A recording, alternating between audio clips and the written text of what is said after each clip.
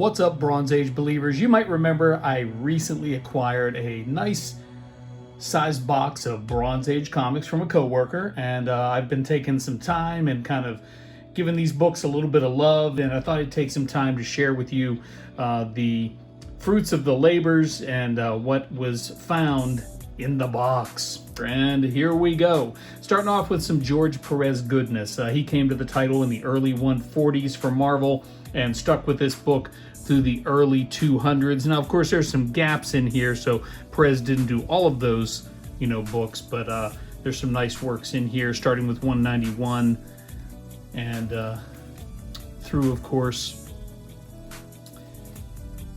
a much coveted book arriving this way, 195, a little cameo, and there it is, folks. First Taskmaster, issue 196 on the cover. Shame no justice was done in the movies with that character. But a few more Avengers titles here. And wrapping up with the annual, number 9, King Size. Okay, bumping on over to Marvel Super Action, which is a reprint city for a lot of famous Avengers books. So we've got issue 14, issue 17, and then of course the reprint of the first appearance of the Vision from way back when. Moving on to the Bees, a couple of Battlestar Galactica issues. Issue number 14, Marvel had the license for this ABC TV show up through, I believe, issue 23 when that series, or issue 23 when this series wrapped for Marvel. A little DC Comics Presents action. A lot of Superman news going around lately. Much sadness. Then we go over to the Defenders. A very, for my money, an eclectic gathering of folks for a super team. But here we go. So here's issue 69, 72, little Herb Trimpe art there. 78, 80, 83, and 2 copies of this, both the newsstand and direct. Now, these Defenders books are a little out of order because what I showed you first were the ones that I already had copies of and intend to pass along to other comic friends. So here's issue 61, issue 62, and I'll just kind of scroll through here and let you see these in all their glory.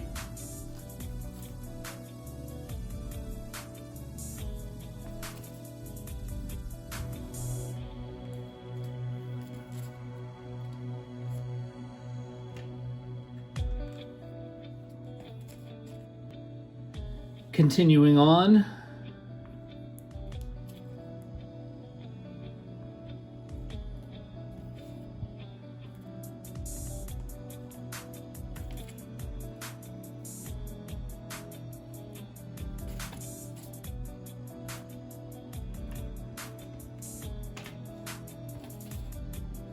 setting you up with some Fantastic Four here, Marvel's First Family. These are the books that were in the box that I intend to keep that I did not have. There's some more Fantastic Four that I'll show you, but I'll be passing those along. So here we are, big Power Man fans, so a little Luke Cage action there in 168. And then we jump up into the 200s. 219, 222,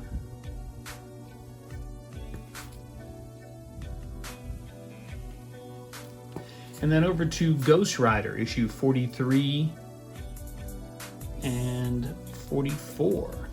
If you can see that there. And these are the Fantastic Four books that I intend to pass along. I've already got these titles, and of course we inch into the John Byrne run. So 213, 216,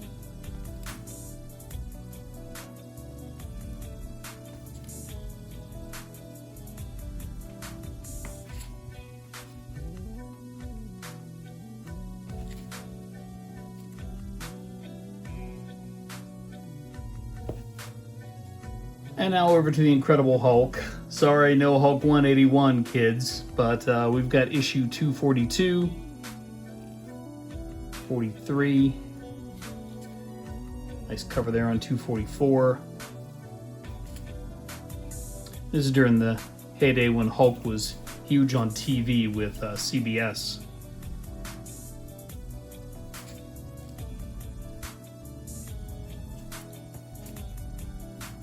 And there's a missing 249, but then we've got the wonderful 250 with Silver Surfer on the cover.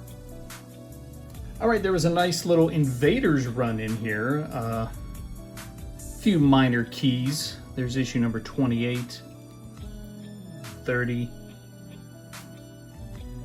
I believe this is our first confrontation between Thor and the Invaders, a little two-parter here. There we go.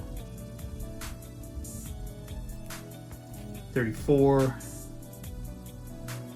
This is a series that I have just kind of a mixed bag of issues with. Never really thought about collecting it, but some great Bronze Age incarnations of these characters here.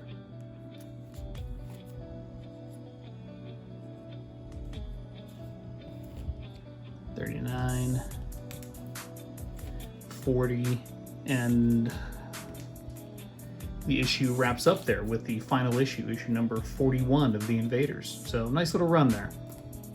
Sticking with the letter I, some Bronze Age Tony Stark, Iron Man, Bob Layton stuff here. Now I have all of these issues, so I'll be passing these along to some friends as well. I've got a nice long run of Iron Man books from the single digits up through and including the low 200s. So there's issue 134.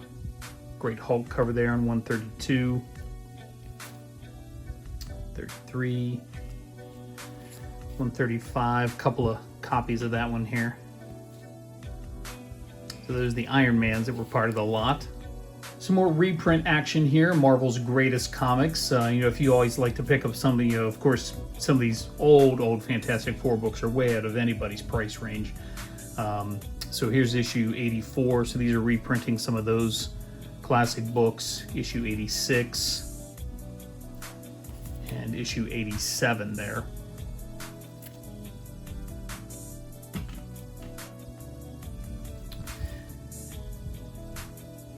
And then we have Marvel Superheroes. This is issue 87 of that particular run. Always like this cover here. The Year of My Birth, 1971.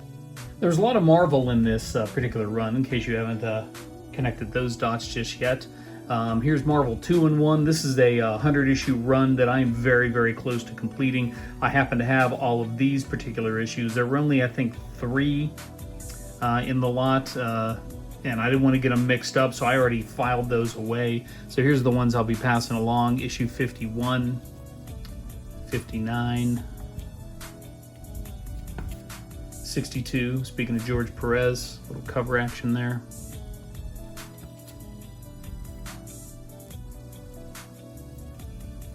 '64.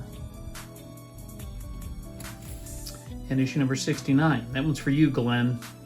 Another run of books for which I have all of these in my collection already is the Micronauts. Little Mego action from the action figures. Marvel, of course, was big into adapting toy lines into comic books, so the Micronauts were no exception. So here's issue 13, 14. Again, there's some Bob Layton stuff among these issues. 15.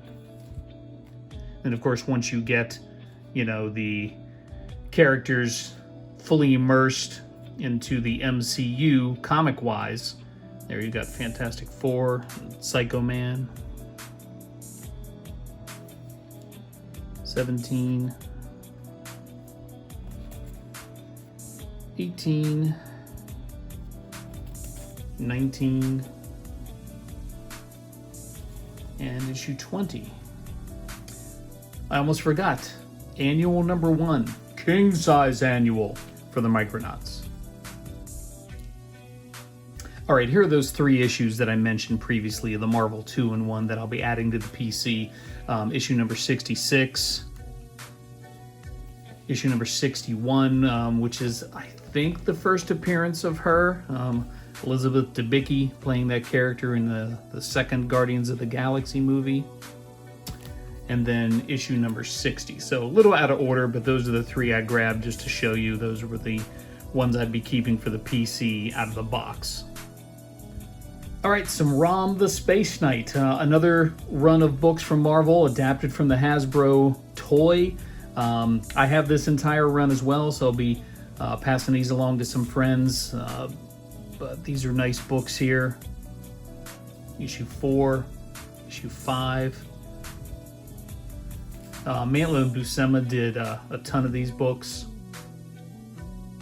6. Al Milgrom did some work on Rom as well. Issue 7. Issue 8. And issue 9.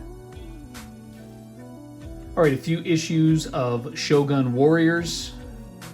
Nothing like giant robots adapted into comic books. Issue number 4. Issue number 14, and issue number 16. I'm not a huge Spider-Man guy, believe it or not, but when I see a cover that I like, I tend to keep it. So there were a few issues of the Spectacular Spider-Man in this lot. I've already got some of the ones that I'm giving away to some friends already partitioned over. So here's issue 37. Always, and then number 41. Done like a good Giant Man. And then we go over to Tales to Astonish, Submariner. Then we've got a couple issues of Thor, 274 and 292. All right, getting down to the nitty gritty a little bit. I stepped out of order there over the S's, and got a few issues of Star Trek. Now I have all these as well, so I'll be passing these along to some friends.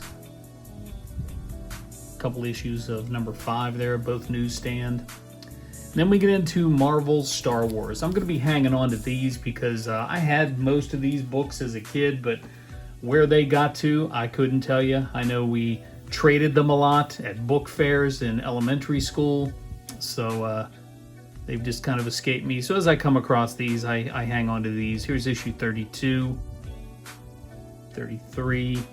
Nothing major in here. 34, 35, I think technically the first battle in the comics between Luke and Darth, that kind of rings a bell. 36, 37,